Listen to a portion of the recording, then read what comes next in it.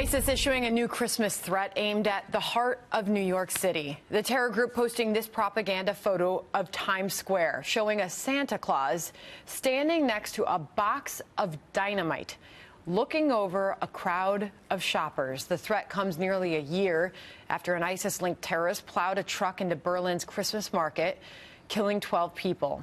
The market reopened for business yesterday. Let's bring in Fox News military analyst, retired four-star General Jack Keane.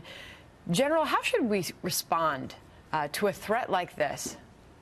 Well, first of all, the purpose of any terror organization is to instill fear and to intimidate us. And that's a chilling photograph, to be sure, of a well-known place in America that everybody in this country can identify with. They also have a chilling photograph for London, Paris, and Vatican City, also indicating that something horrible is going to take place there. I think we leave this in the hands of our intelligence service and our law enforcement, who've done a very good job in the past in dealing with activities like this. But I think also we have to understand as adults that ISIS, even though, Sandra, we've taken their territorial caliphate away from them in Iraq and in Syria, they still have a virtual caliphate. Most of their leaders, while we've killed some, their top leadership is still alive in southeastern Syria. And they still inspire followers, they direct some, and they support some in carrying out these attacks. They're still out there. They're a dangerous organization, and we have to understand who they are and what they're trying to do.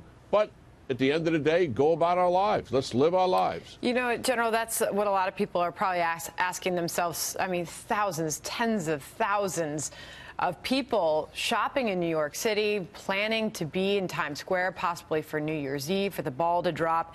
That poster, that chilling poster that the terrorist group released, in the middle of it in black and white, you see that it reads, "We meet at Christmas in New York soon." When I asked you how should we respond, I was asking as a country, and you referenced how authorities should respond, but how should we respond as Americans? You say go about your daily lives, but that's a serious threat.